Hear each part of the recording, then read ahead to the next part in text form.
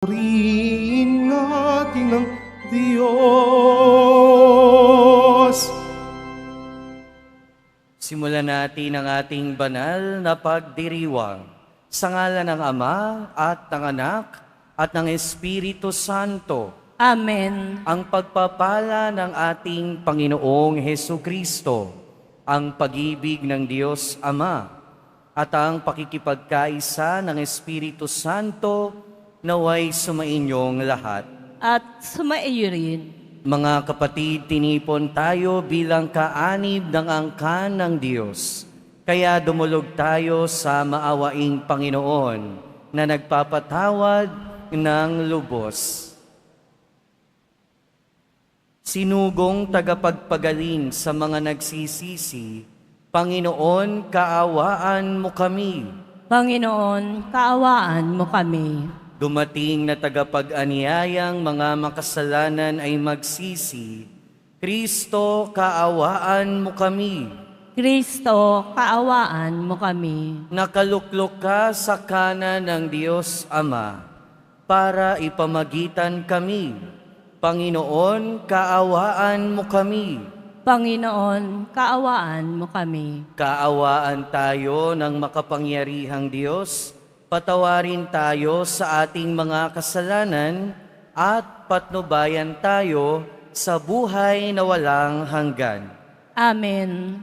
Manalangin tayo. Ama naming makapangyarihan, kalugdan mo kami at pagbigyan na magkamit ng kaloob mong karagdagan upang sa maalab naming pananalig, pag-asa at pag-ibig, kami mamalaging tumatalima sa iyong kautusan sa pamamagitan ni Hesukristo kasama ng Espiritu Santo magpasawalang hanggan. Amen. Magsiupo muna po ang lahat.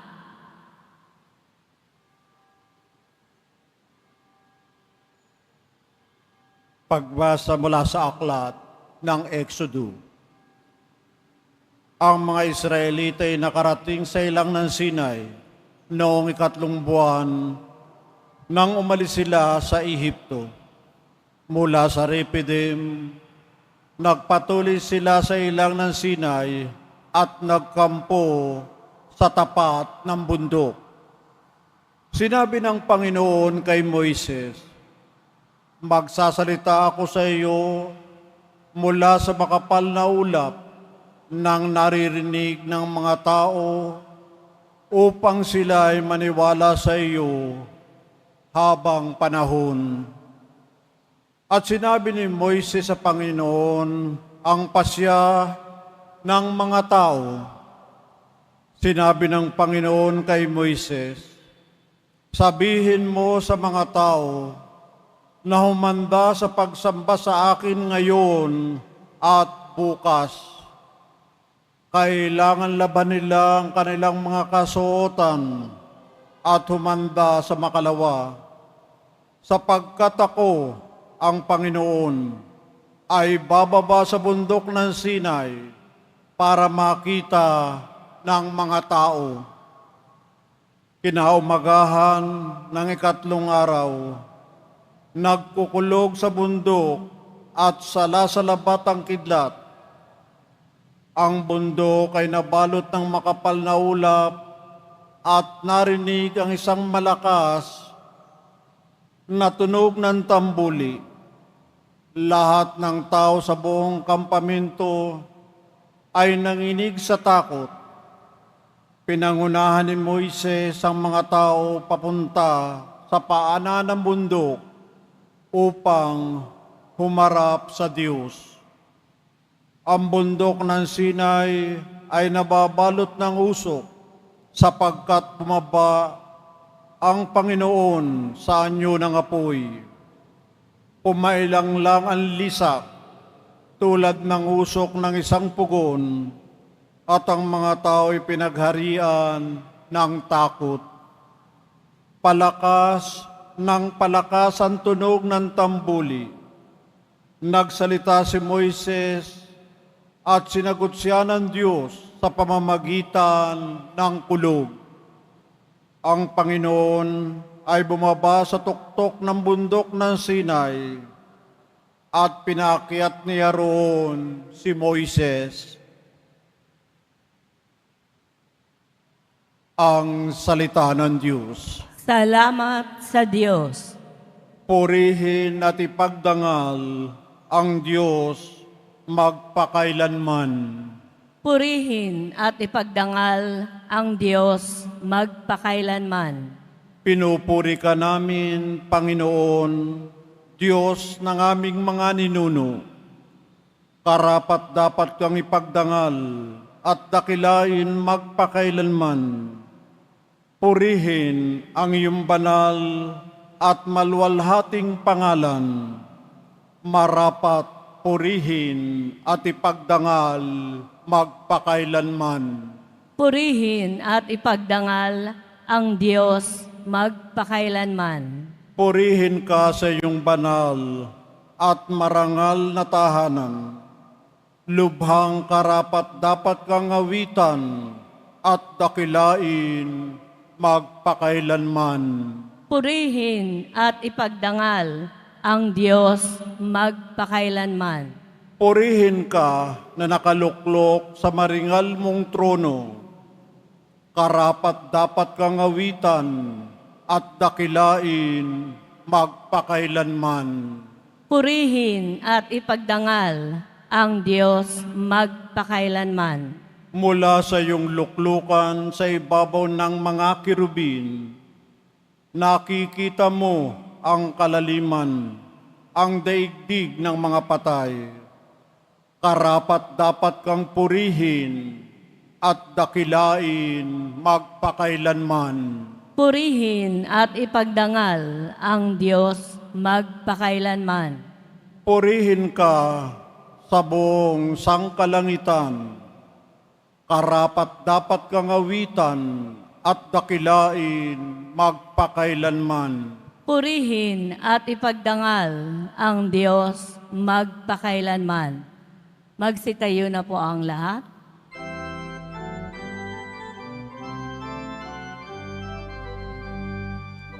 Hallelujah, hallelujah, hallelujah, hallelujah.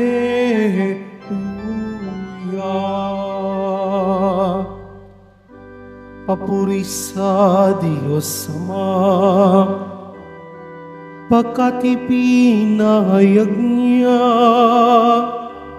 hari siya ng mga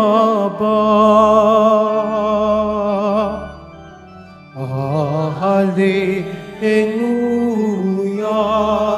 hallelujah, hallelujah,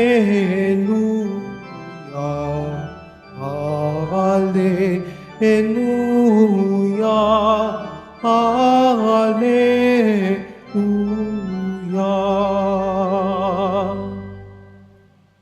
Sumainyo ang Panginoon. At sumaiyo rin Ang mabuting balita ng Panginoon ayon kay San Mateo. papuri sa iyo, Panginoon. Noong panahong iyon, lumapit ang mga alagad at tinanong si Jesus, "Bakit po ninyo dinadaan sa talinhaga ang inyong pagsasalita sa kanila?" Sumagot siya, "Ipinagkaloob sa inyo na malaman ang mga lihim tungkol sa paghahari ng Diyos, ngunit hindi ito ipinagkaloob sa kanila.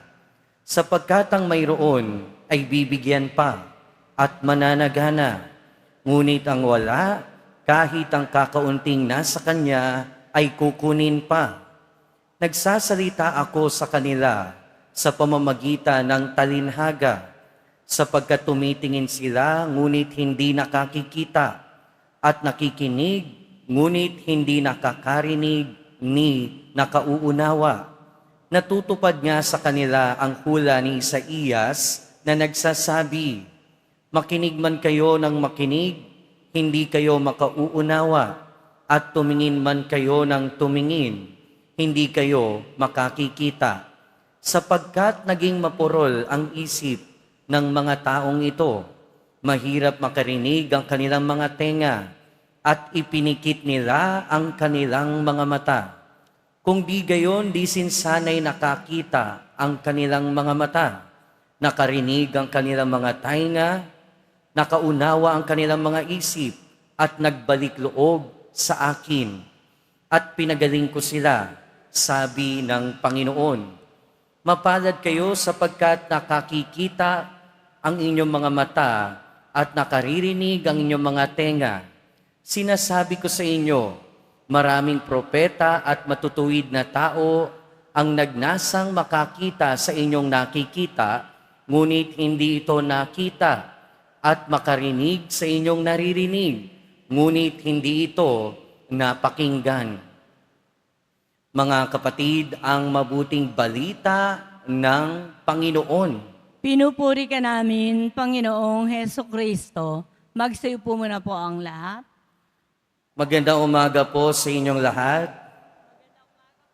Narinig natin sa ating ebanghelyo, nagtanong yung mga alagad sa ating Panginoon, bakit po sa talinhaga kayo nagsasalita sa kanila?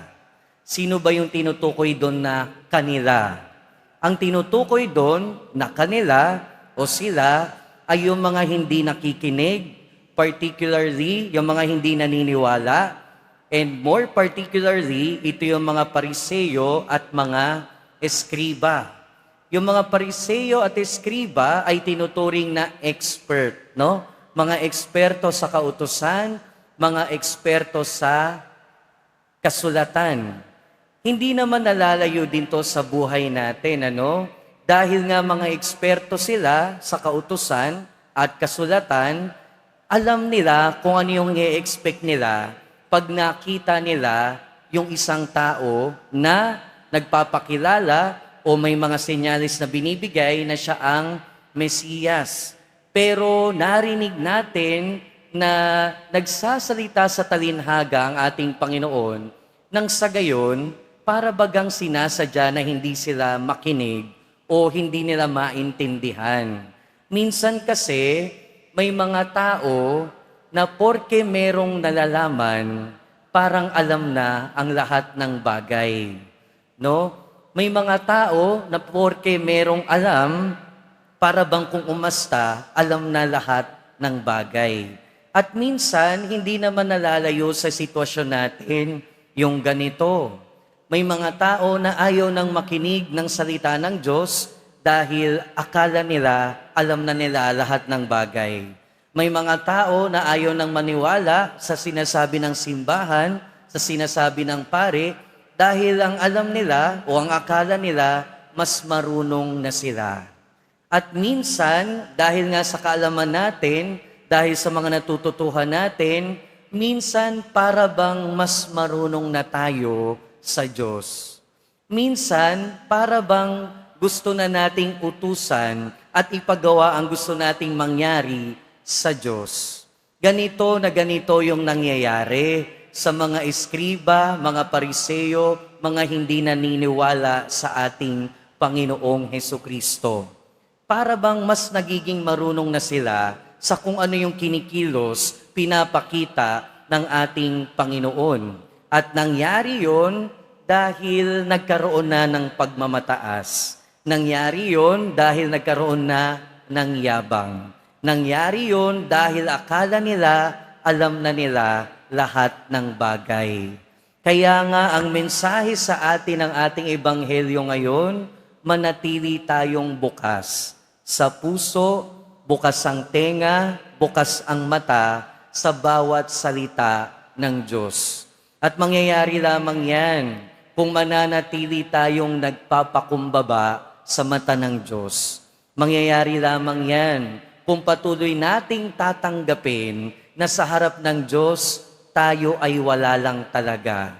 Mangyayari lang yan kung tatanggapin natin na sa harap ng Diyos, tayo ay pawang nilalang lamang na ang tanging kayang gawin ay tanggapin kung ano ang sinasabi ng Diyos.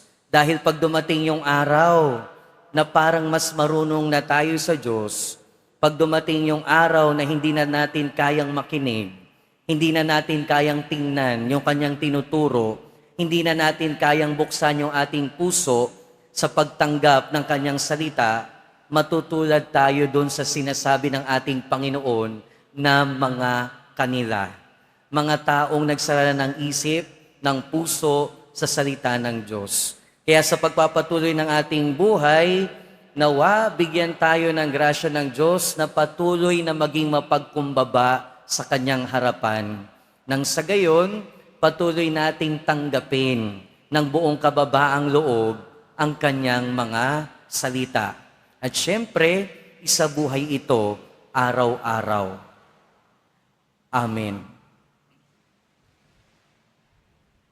Magsitayo na po ang lahat.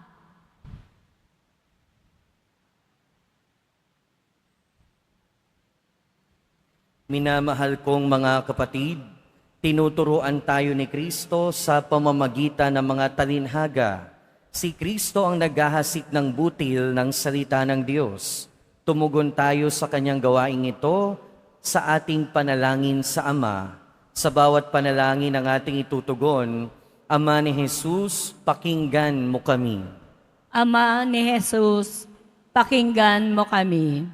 Ang simbahan sa mundo naway maging katulad ng mayamang lupa na nagbubunga ng tig-100 ani. Manalangin tayo. Ama ni Ama ni Jesus, Jesus, pakinggan mo kami. Ang mga pinuno ng mga bansa naway mamuno sa pamamaraang kalugod-lugod sa Diyos at sa sambayanan. Manalangin tayo. Ama ni Ama ni Jesus, Jesus, pakinggan mo kami. Ang mga hindi napapansing ambisyon at pagkamakasarili naway hindi maging hadlang sa pagdaloy ng salita ng Diyos sa ating buhay. Manalangin tayo. Ama ni Jesus, pakinggan mo kami. Ang mga may sakit naway makadama ng kapangyarihang nagpapagaling ni Kristo. Manalangin tayo. Ama ni Jesus, pakinggan mo kami. Ang mga namayapa naway masiyahan sa liwanag, kaligayahan at kapayapaan sa kalangitan, at mapalakas ng salita ng Diyos ang mga nabibigatan sa pagkalumbay. Manalangin tayo. Ama ni Jesus, pakinggan mo kami. Amang makalangit, tulungan mo kaming makilala ang butil ng iyong salita na nahasik sa aming buhay. Huwag nawa kaming masilo ng mga alalahanin ng mundong ito. Bagkus, maging maliksi kami sa paglilingkod sa iyo upang makapangmunga kami ng mayamang ani. Hinihiling namin ito sa pamamagitan ni Kristo na aming Panginoon. Amen. Magsiupo muna po ang lahat.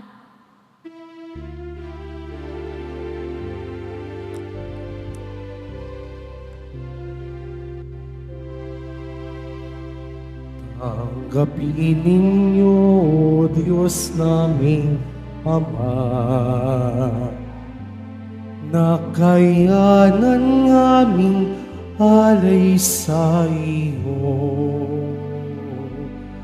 Galing din po sa inyo mga biyaya na ito, tinapay at anak na sa aming ani. Inyo po nawa itong ikaligaya, itong mamarapatin po sila inyong gawin.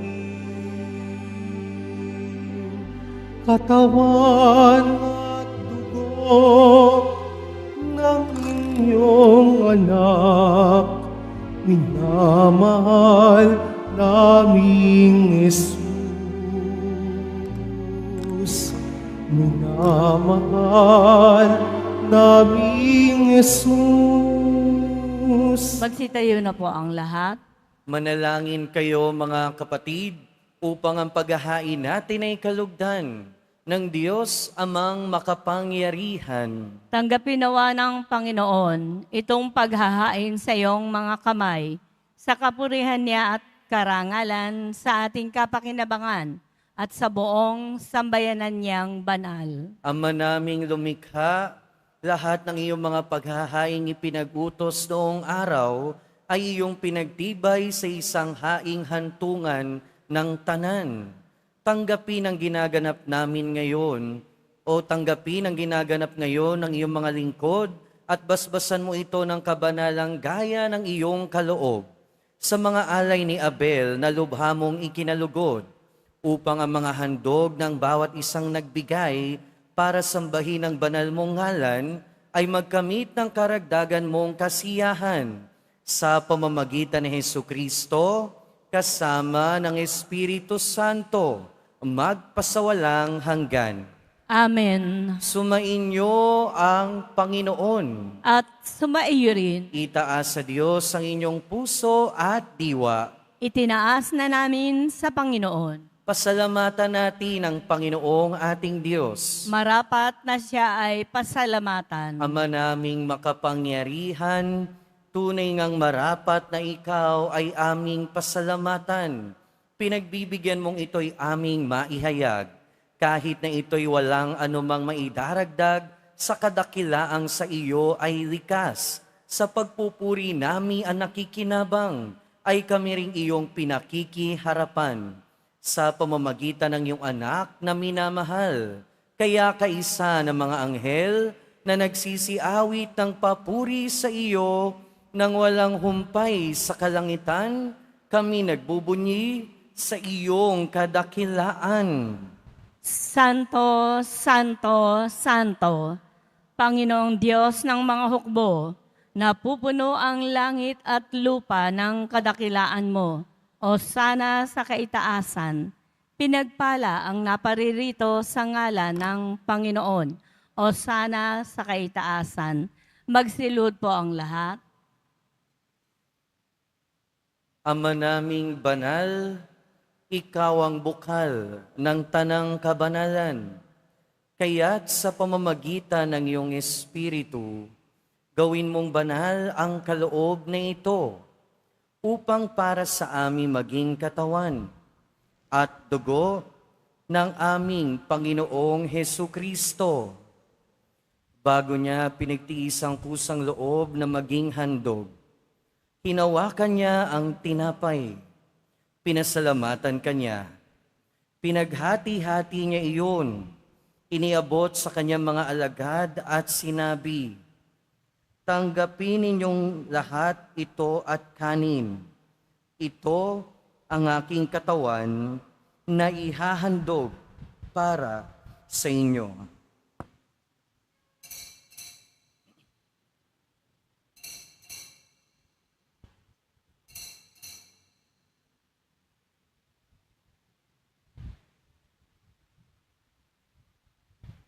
Gayun din naman noong matapos ang hapunan, hinawakan niya ang kalis, muli kanyang pinasalamatan.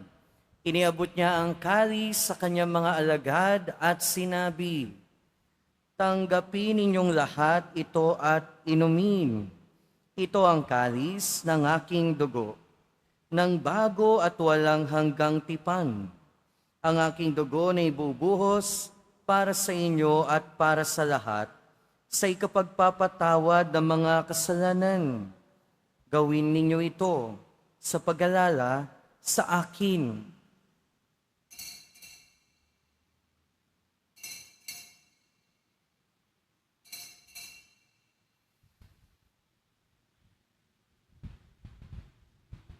Magsitayo na po ang lahat. Ipagbunyi natin ang misteryo ng pananampalataya.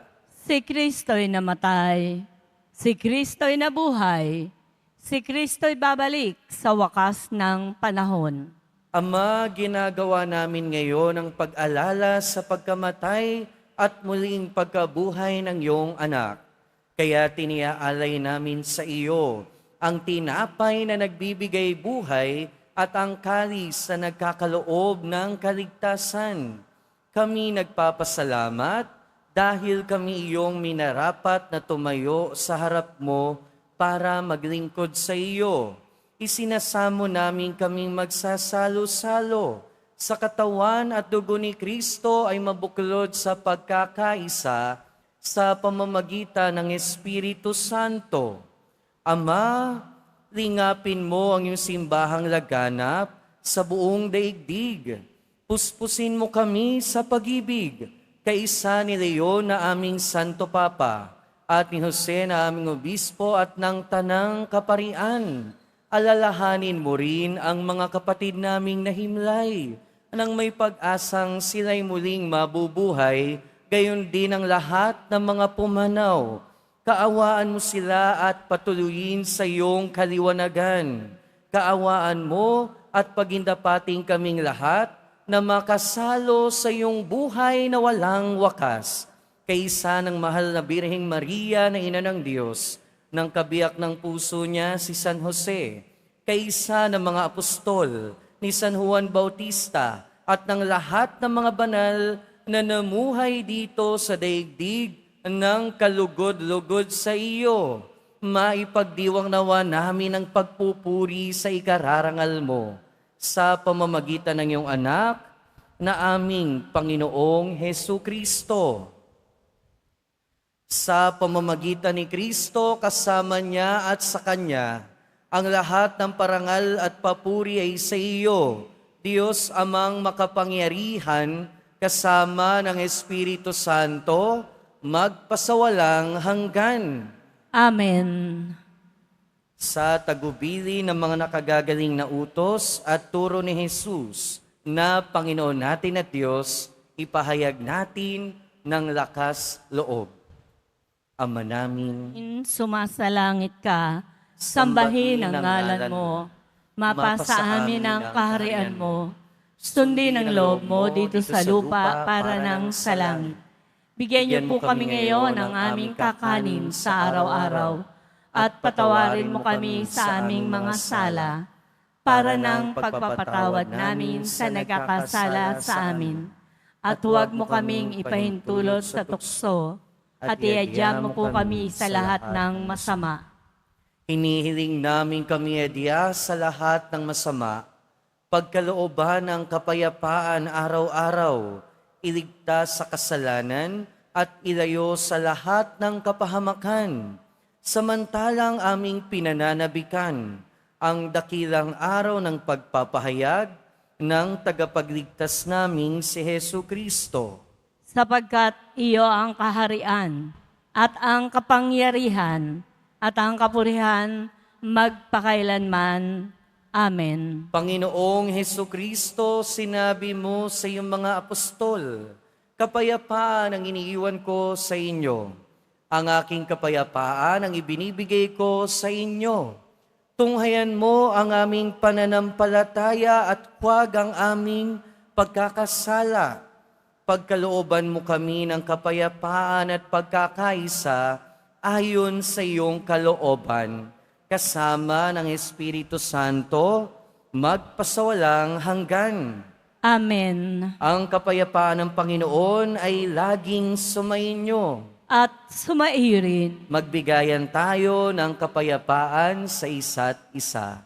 Peace be with you po. Kordero ng Diyos na nag-aalis ng mga kasalanan ng sanlibutan, maawa ka sa amin. Kordero ng Diyos na nag-aalis ng mga kasalanan ng sanlibutan, maawa ka sa amin. Kordero ng Diyos na nag-aalis ng mga kasalanan ng sanlibutan, ipagkaloob mo sa amin ang kapayapaan. Magsilud po ang lahat.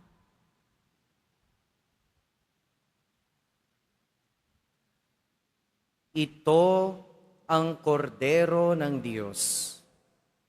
Ito ang nag-aalis ng kasalanan ng sanlibutan. Mapalad ang mga inaanyayahan sa kanyang piging. Panginoon, hindi ako karapat-dapat na magpatuloy sa iyo. Ngunit sa isang salita mo lamang ay gagaling na ako.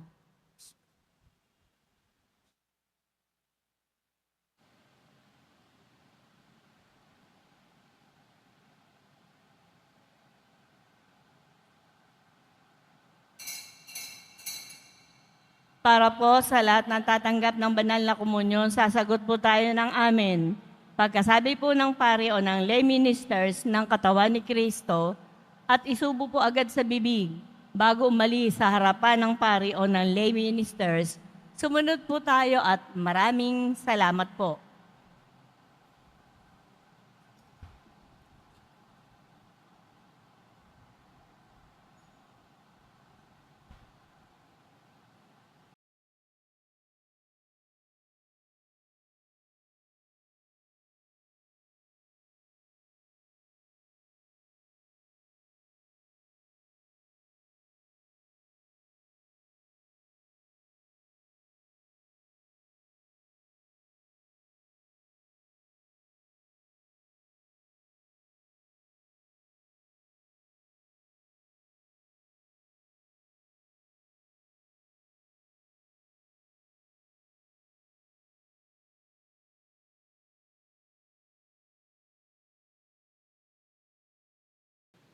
Manalangin tayo.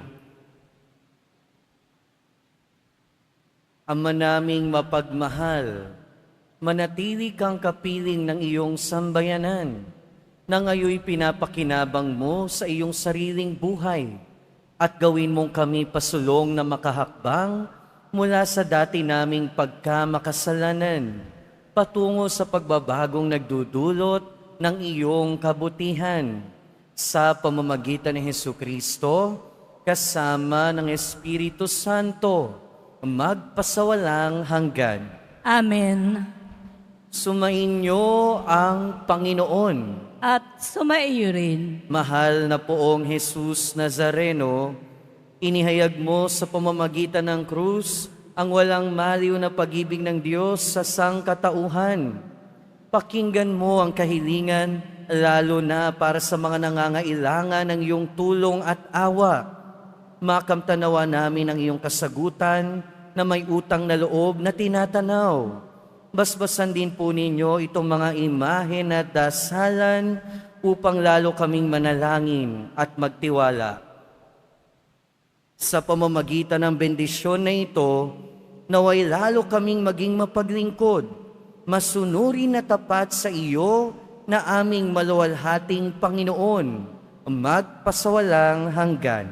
Amen. At pagpalain kayo na makapangyarihan at mapagmahal na Diyos, ng Ama at ng Anak at ng Espiritu Santo. Amen. Umayo kayong taglayang kapayapaan ng Poong Jesus Nazareno. Salamat sa Diyos.